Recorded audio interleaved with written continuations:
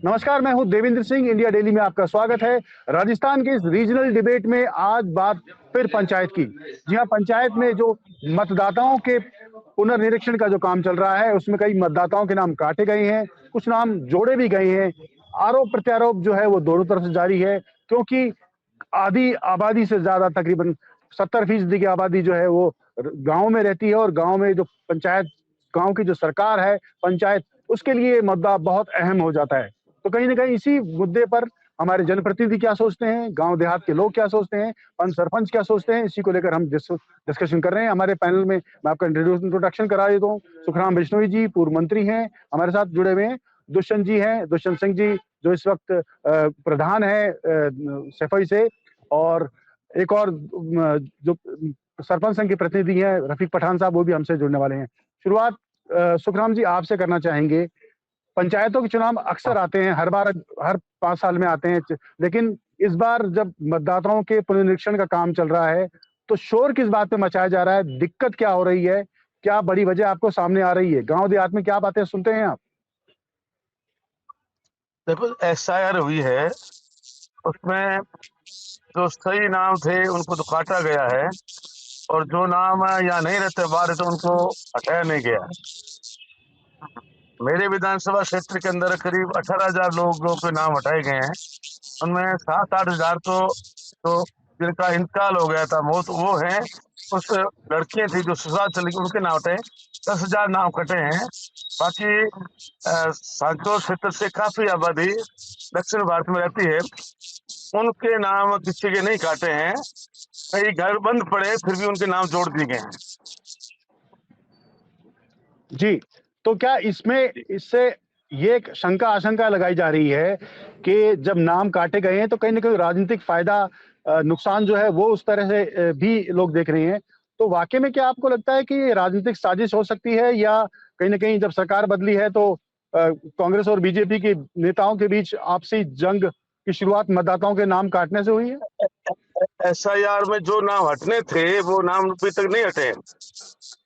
जिनके कौन से नाम? महाराष्ट्र में नाम है, दक्षिण भारत पूरे में नाम है, उनके नाम नहीं हटे हैं। कई लोग उड़ीसा बैठे हैं, गुजरात में बैठे हैं, उनके नाम नहीं हटे हैं। लोगों ने, हमने फार्म भर के दिए थे, फिर भी बीएलओ ने उस नाम को नहीं हटाया है।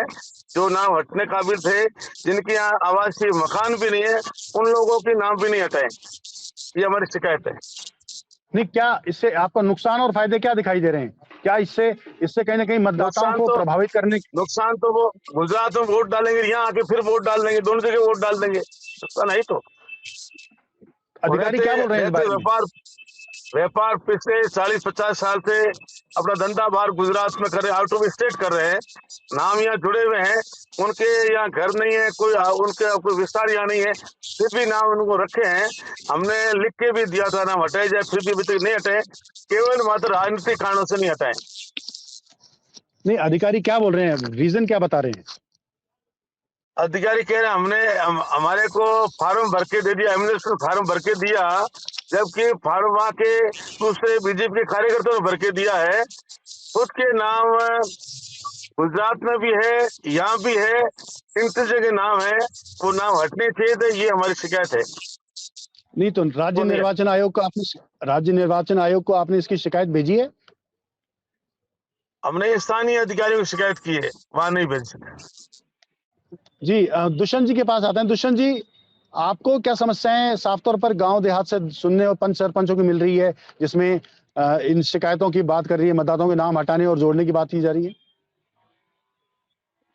इसमें तो शिकायत तो कहीं से नहीं आई अभी तक, क्योंकि ग्राम पंचायतों में ज्यादातर सरपंच हैं, वो इसको लेकर के बीएलओ के साथ बैठ करके पूरी रणनीति के साथ में बैठे हैं। और कई ग्राम पंचायतों में स्थिति ऐसी आई है क्योंकि वहाँ थोड़ी सी शिक्षा है, शिक्षा की कमी, प्रपत्र भरना, फॉर्म भरने में समस्याएं आना, और उनका जो पहले से यहाँ मौजूद है और कहीं बाहर जैसे काम करते हैं, उनके जो प्रपत्र हैं वो भर करके पूरा यहाँ दे करके गए हैं। और उनके दोहरे जो वोटर थे, जो एक जगह से दूसरी जगह वोटर्स वोट करते थे, उनके काट दिए गए हैं ज्यादातर अपने यहाँ।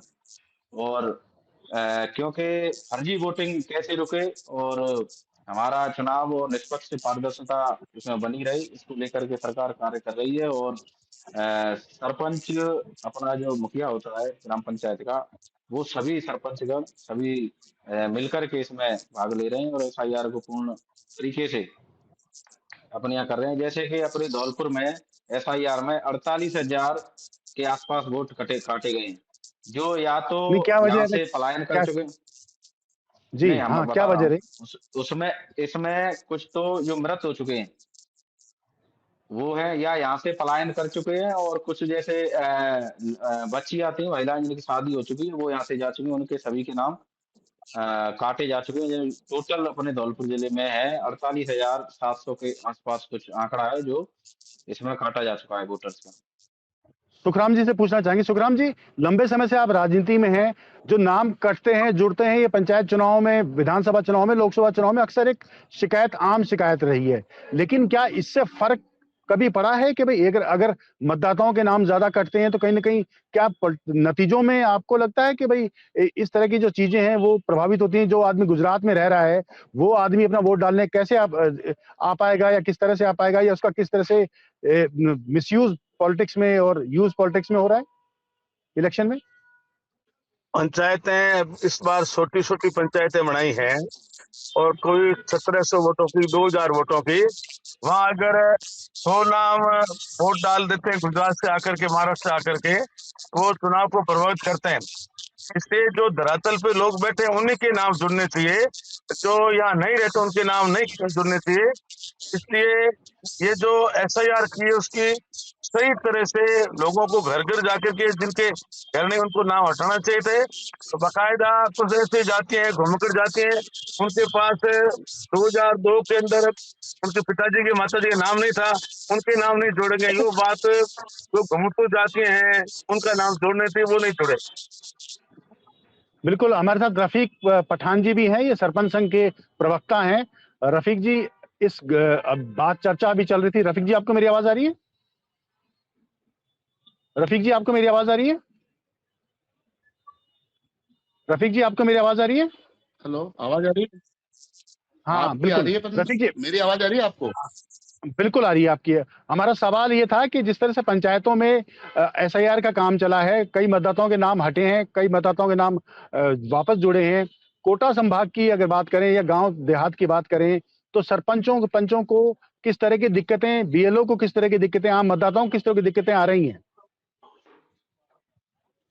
जब एसआईआर का काम चला था और उस समय जो लोग गांव में भी अपना नाम मतदाता सूची में उनका था और शहर में आए तो शहर में भी उन्होंने जुड़वा लिया था, उसमें से 50% लोग तो ऐसे हैं जिन्होंने अपने गांव में ही नाम जुड़वाना उचित समझा, तो उन्होंने 2002 वाले जो दस्तावेज थे उनके वो उपलब्ध करा के और एसआईआर का फॉर्म भर दिया और वहीं पे नाम रखा। मगर 50% लोग ऐसे हैं जो शहर में आके तो बस गए और उनका नाम यहाँ भी था, तो उन्होंने वहां से 2002 की वोटर लिस्ट लेके वो शहर में आए और उन्होंने वहां से नाम कटवा लिया।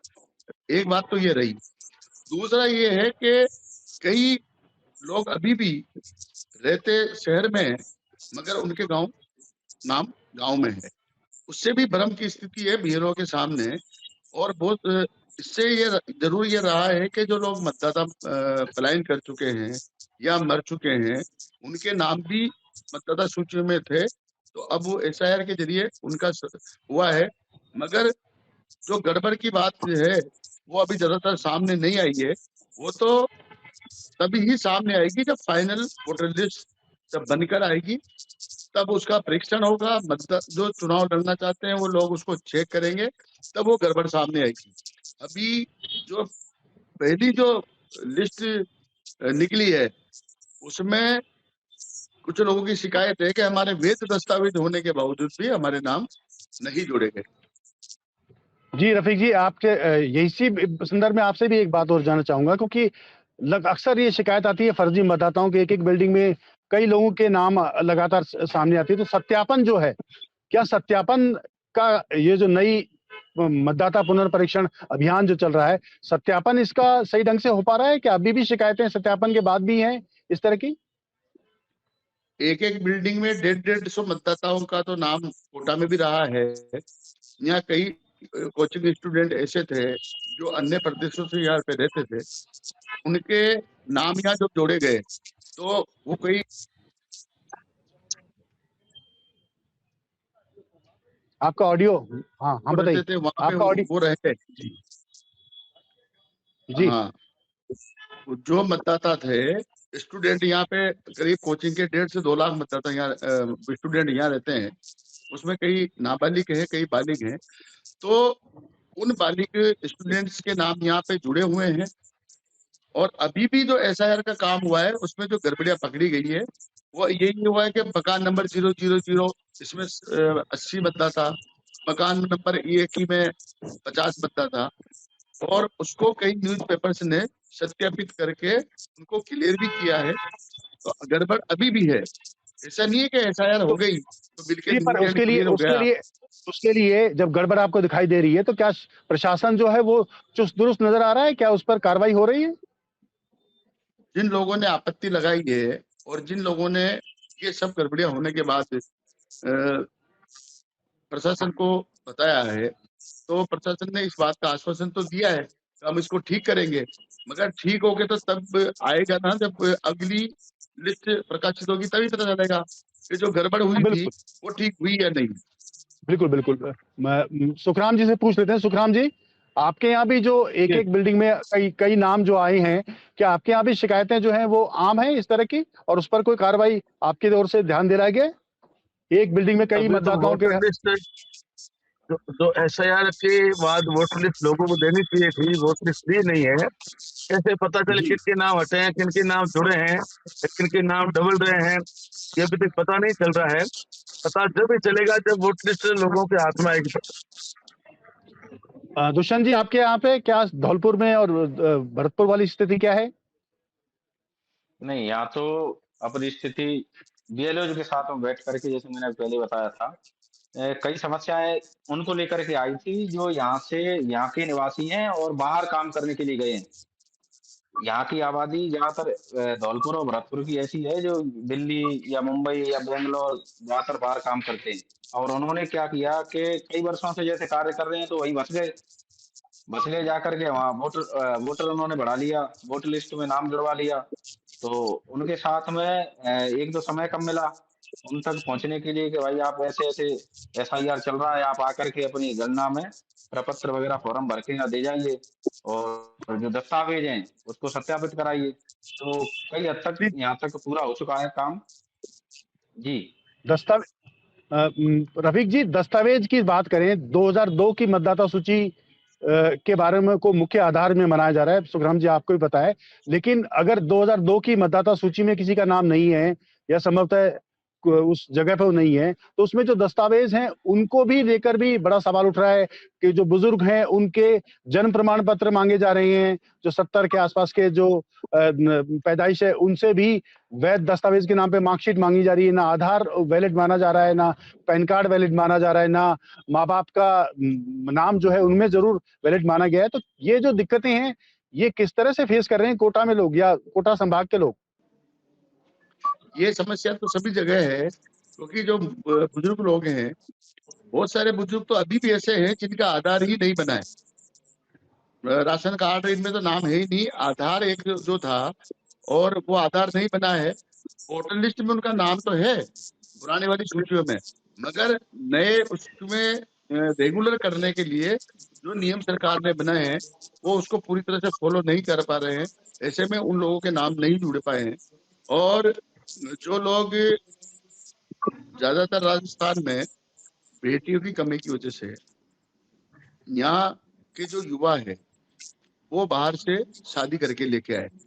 प्रचलन है यहाँ पे ज्यादातर या तो महाराष्ट्र से लेके आते हैं या बिहार और उड़ीसा या छत्तीसगढ़, उधर के जो आदिवासी इलाके हैं जहाँ गरीब इलाका है वहाँ की लड़कियां से या शादी करके लेके आते हैं। तो उनके दस्तावेज भी उनको नहीं मिल पा रहे हैं। मेरी पंचायत में भी ऐसे कम से कम 20 से 25 बहुएं ऐसी होंगी जिन जो बाहर से आई है, कोई बिहार जी, की तो है उनके तो लिए कोई उनके लिए क्या उपाय किए हैं आपने? क्या प्रशासन से आपने जब बात की तो उन्होंने कोई दस्तावेज मांगे हैं या कुछ किस तरह का उनका कई नाम जुड़ेगा या दस्तावेज वंचित रह जाएंगे? दस्तावेज तो इसी तरह से है कि भाई माँ बाप का लेके आओ, माँ बाप महाराष्ट्र के हैं, अब महाराष्ट्र कौन जाए, वो गरीब तो आदमी है, दिहाड़ी मजदूर है, तो उसने सोचा कि यार नहीं होगा, वोटर लिस्ट में नाम तो नहीं होगा, क्या फर्क पड़ेगा, उसका आधार तो है, उसका आधार तो है, तो वो तो इसी चीज लेके घर बैठा हुआ है। सरकार को ऐसे लोगों को लिए, अब क्योंकि उनका विवाह प्रमाण पत्र भी नहीं मिल पाता, क्योंकि वो जैसे ही वो बोलता है कि साहब मैं महाराष्ट्र से लेके आया हूँ, तो कानूनी तौर पे पूछते हैं कि भाई तुमने फेरे कहाँ लिए थे, बोले साहब हमने तो ये वही कोर्ट में एक एफिडेविट बनाया था और फेरे वेरे कुछ नहीं लिए, और हम तो ऐसे ही लिया है, तो वो उस चीज को वो वैलिड नहीं मानते, जो स्टाम्प वगैरह नोटरी के उसको प्रशासन वैलिड जी नहीं जी मानता, वो तो विवाह प्रमाण पत्र को वैलिड मानता है। तो ये सब चीजें हो रही है, इससे ये दिक्कत आ रही है कि वो लोग न तो वहां के मतदाता रहे और न यहाँ के। बिल्कुल बिल्कुल, आपकी बात बिल्कुल सही है। आपने जो बात कही कि महाराष्ट्र और सुखराम जी, आपके यहाँ भी तो गुजरात का इशू जो होगा वो बेहद इंपॉर्टेंट होगा, क्योंकि गुजरात और पास में जो लगती हुई बॉर्डर है, वहां पे भी कहीं ना कहीं वहीं से शादी ब्याह जो है वो होके बहू बेटियां आ रही हैं, तो उनके नाम क्या जोड़ पा रहे हैं? इस तरह के ऐसे मामले हमारे यहाँ सामने नहीं आए, फिर भी वोटर लिस्ट जब तक प्रकाशित नहीं होकर के लोगों को हाथ में नहीं आए, तब तक कोई पता नहीं चलता है कि किसके नाम जुड़े हैं, किसके नहीं जुड़े हैं। शिकायत है कि महाराष्ट्र से शादी करके आए, एमपी से शादी किए, उनके नाम जुड़े या नहीं अभी तक स्पष्ट नहीं। जी दुष्यंत जी, आपके यहाँ भी, क्योंकि जब आप कह रहे हैं कि दिल्ली और बिहार में और यूपी में लोग काम कर रहे हैं, तो शादी ब्याह भी वहीं से होंगे, तो ये भी आपको दिक्कतें मुख्य तौर पर आ रही होंगी आपके यहाँ बहू बेटियों के नाम के लिए? जी, जी। इसमें अपने यहाँ आमतौर पर एमपी और यूपी का बॉर्डर है, धौलपुर भरतपुर में। तो जी दिक्कतें तो अब मालूम चलेगा जब अंतिम प्रकाशन जो वोटर लिस्ट आएगी ना, उसमें किन-किन के वोटर वोटर कटे हैं, किन के नए जुड़े हैं। और क्योंकि जो अपना बॉर्डर है, ये यूपी आगरा इधर लगता है, इधर एमपी का बॉर्डर है, मुरैना लग जाता है बगल में धौलपुर के। तो ब्याह शादी ज़्यादातर इन्हीं जिलों में होती हैं अपनी यहाँ से।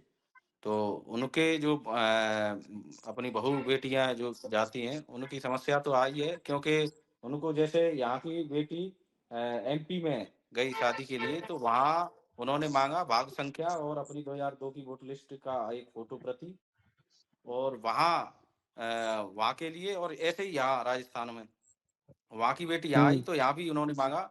तो कई समस्याएं ऐसी रही कि कईयों को बीएलओ से संपर्क करना पड़ा, कईयों को जाना पड़ा। कई बहू बेटियां हैं कि वहाँ से अपने ससुराल से पियर पक्ष में आई, और बीएलओ से एक भाग संख्या है उनकी, और एक वोट लिस्ट जो ठीक है, ठीक 2002 है। की एक बड़ी उसको समस्या लेकर के। आप सभी से एक और बड़ी समस्या पे राय जानना चाहूंगा। इस वक्त पंचायतों का पुनर्गठन का जो काम है सीमाओं का, वो मुख्य तौर पर कई जगह विवाद बना हुआ है। बाड़मेर जैसलमेर में विवाद बना हुआ है, इसके अलावा जयपुर में भी है, नीम थाना में भी विवाद बना हुआ है। रफीक जी, आप आपसे जानना चाहेंगे कि क्या ये पंचायतों का पुनर्गठन, सीमाओं का जो पुनर्गठन है, उसमें कहीं ना कहीं राजनीति कहीं साफ तौर पर दिखाई दे रही है, या कहीं ना कहीं प्रशासनिक लापरवाही साफ तौर पर इसमें नजर आ रही है? प्रशासन ने तो अपना काम किया था या किया है, मगर वो काम किया है पॉलिटिकली दबाव में।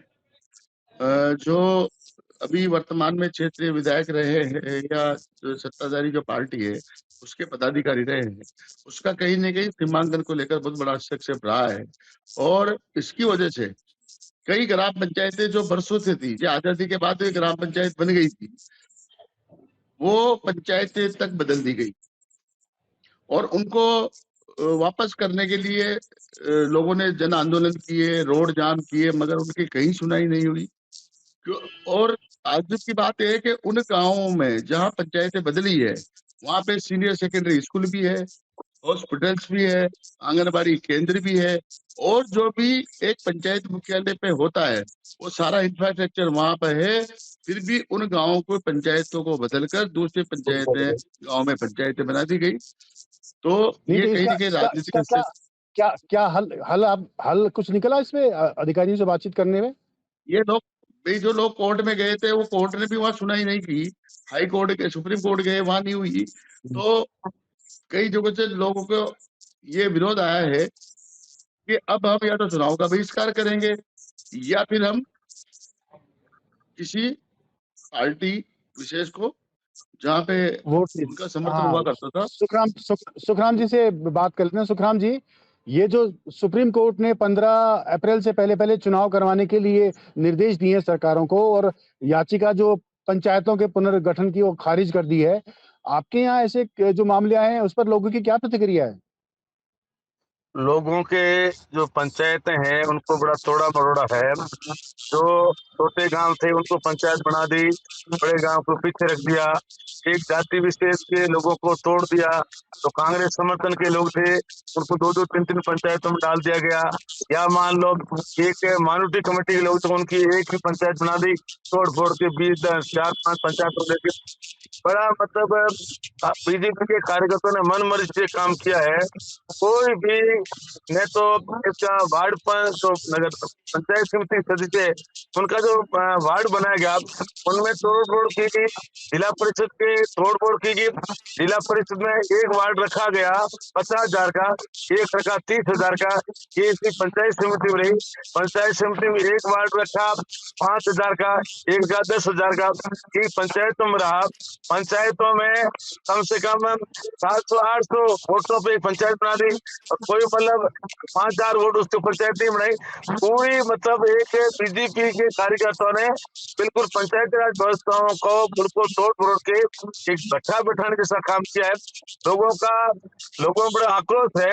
मेरे यहाँ एक पंचायत समिति थी, घोषणा दूसरी की, फिर बना दूसरी की। शुरुआत से लास्ट प्रशासन में पंचायत समिति चेंज कर दी। इस प्रकार मतलब पूरी जो तीनों ढांचा है, तीनों जो है पंचायत है, पंचायत समिति, जिला परिषद, तीनों संस्थाओं में जो उसका पुनर्सीमांकन को लेकर के बड़ा तोड़ फोड़ किया गया। आबादी के दुष्यंत जी इस अनुपात बारे में को इतना हाँ, बड़ा चढ़ा पेश सुखराम किया जी, गया। सुखराम जी, दुष्यंत जी इस बात पे कुछ कहना चाह रहे हैं? दुष्यंत जी बताइए क्या बोलना चाह रहे हैं? नहीं, मैं ये कह रहा था कि एक और तो कांग्रेस के डोटासरा जी और जूली जी ये कह रहे हैं कि राजस्थान के मुखिया जो हैं और कांग्रेस के समय में जो नेताओं की चलती थी बीजेपी के समय ब्यूरोक्रेसी आ गई है। और एक और आप ये कह रहे हैं कि प्रशासन ढंग से काम नहीं कर रहा, प्रशासन दबाव में काम कर रहा है। ये थोड़ी ये तो एक विवाद सुखराम बात जी, हो गई। सुखराम जी, आपकी बात आप पर ये पूछा गया, ये बुझा रहा है कि भाई कांग्रेस ये आरोप लगा रही है कि ब्यूरोक्रेसी हावी है, तो फिर नेताओं की जब चल नहीं रही है तो फिर ये काम कैसे हो रहे हैं? ये पंचायतों को ये पुनर्गठन बात में सही कह सीमाओं रहे हैं, के डोटासरा सही कह रहे। सुनो मेरी बात, जिन कार्यकर्ताओं की चलनी चाहिए वो उनकी नहीं चलती है। बिल्कुल जो एक पक्षी कार्रवाई करके आपकी भी नहीं सीमित चल तरह रही के है। लोग उनकी कार्रवाई चल रही है। बाकी आम लोगों की, आम जो बीजेपी कार्यकर्ताओं की सुनवाई होकर के काम आगे नहीं बढ़ रहा है। केवल नहीं लिमिटेड लोग सुखराम जी, हैं, आपकी भी, वो ही लोग काम कर आप रहे तो हैं सब। इतने बड़े, सुखराम जी आप तो मंत्री भी रहे हैं, इतने लंबे टाइम से नेता आप रहे हैं, आपकी भी नहीं चल रही है? चाहे नौकरशाह तो आपके टाइम में भी वही थे। नहीं बस तो चल रही थी बकायदा, तो बकायदा अभी भी लोगों को आपके यहाँ पूछ के पंचायतें बनाई थी हमने। लोगों नहीं, को अभी पूछ के, पंचायतों में लोगों जो की राय के अनुसार बनाई थी। आप सर्वे नहीं करवा अभी लीजिए, हमारे हमारी सरकार में जो पंचायतें बनाई थी उसका एक भी विरोध नहीं हुआ। इनका पूरा विरोध नहीं हो रहा है। अभी अभी तो वो वही तो ब्यूरोक्रेसी अभी भी मौजूद है जो आपके टाइम में थी। अब वो ब्यूरोक्रेसी आपको, आपकी बातों को हमारे नजरअंदाज क्यों कर हमारे में रही है? ब्यूरोक्रेसी में बकायदा लगाम लगी हुई थी, अब कोई लगाम नहीं है। ब्यूरोक्रेसी के ऊपर बिल्कुल कोई डर नहीं नेता लोगों का। हाँ तो मतलब आप तभी तो डोटासरा मैं जी की कह रहा बात का हूँ खंडन कर हाँ, हाँ, हाँ। वो आप, हाँ दुष्यंत जी कुछ बोल रहे थे, दुष्यंत जी बोलिए, कुछ क्या बोल रहे थे आप? दुष्यंत जी कुछ बोल रहे थे आप? तभी तो मैं कह रहा हूँ। एक सेकंड। तभी कह रहा हूँ कांग्रेस पार्टी के, कांग्रेस की सरकार में लगाम लग रही थी, आप कह रहे थे, लेकिन भारतीय जनता पार्टी की सरकार में ऐसा नहीं है।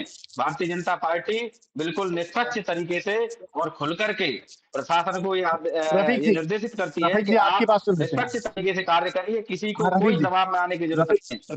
रफीक जी, बीजेपी कांग्रेस दोनों की सरकारें भी आपने देखी हैं, आप पत्रकार भी लंबे टाइम से रहे हैं।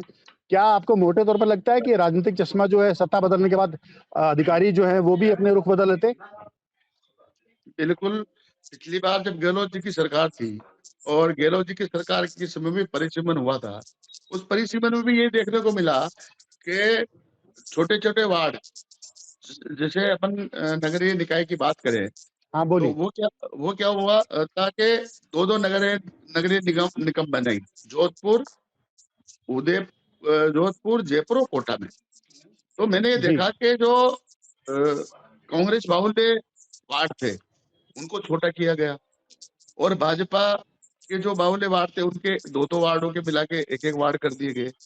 तो ये सेट हुआ था कि जैसे कोटा की बात करें अपन, कोटा उत्तर जी जी कांग्रेस के लिए फिक्स हो गया था हाँ, अपनी और बात आप कोटा शॉर्ट दक्षिण। अपनी बात आप शॉर्ट में बोलिए, क्योंकि टाइम अपने पास मुश्किल से 1 मिनट का बचा है। हाँ, आप अपनी बात शॉर्ट में तो बोलिए ताकि फिर ये मैं जो भी राजनीतिक दल अपने हिसाब जब भी परिसीमन करता है तो वो अपने हिसाब से करता है और उसमें हाँ वो अपना फायदा देखता है। और इस बार भी ऐसा हुआ है, जो जिला परिषदों के सुखराम वार्ड बनाए गए हैं वो उसी तरह से बनाए गए हैं पंचायत समिति के, ताकि ज्यादा से ज्यादा सदस्य जीत के आए और वो अपने बोर्ड बनाए। सुखराम जी, इस पर, इस पूरे डिबेट पर आपकी टिप्पणी, सबसे छोटे में टिप्पणी चाहूंगा। किस तरह से देखते हैं कि जो वार्डों का पुनर्गठन, पंचायतों का पुनर्गठन हुआ है और मतदाता सूची में जो नामों के हटाए और लगाए जाने की बात हो रही है, इस पर शॉर्ट में आपकी प्रतिक्रिया जानना चाहूंगा। मेरा तो यही कहना है कि बिल्कुल लोकतंत्र में सही तरीके से सभी वार्डों की वोटर जो है वो बराबर होने चाहिए और दूर का एरिया नहीं होना चाहिए, नजदीक का जो एरिया उसी की मिलकर के पंचायत और पंचायत समिति सदस्य के वार्ड, जिला परिषद का वार्ड बनना चाहिए। जी को कई दुष्यंत डाल जी, दिया आप दूसरे पंचायत गांव को, एक पंचायत के गांव को 4 गांव थे, चारों गांव। जी जी दुष्यंत जी, आप भी अपनी बात कह सकते हैं शॉर्ट में। सरकार की साफ साफ मंशा है कि फर्जी वोटिंग रुके, हर योग्य नागरिक का नाम जुड़े और लोकतंत्र मजबूत कैसे हो, ये सरकार की मंशा हमेशा रही है और चुनाव निष्पक्ष और तो साफ पारदर्शी तरीके से तो चले। ये हमारा और बिल्कुल जो जी तो ये था हमारा डिस्कशन। इसमें हमने बात की पंचायतों के पुनर्गठन की, मतदाताओं सूची में नाम और जोड़े और हटाए जाने का। इस पैनल में आज इतना ही। आप सभी, सुखराम जी बिश्नोई आपका धन्यवाद, रफीक पठान साहब आपका धन्यवाद और दुष्यंत जी आपका धन्यवाद। अगली बार फिर हम नए विषय के साथ अगली डिबेट में हाजिर होंगे। तब तक के लिए नमस्कार।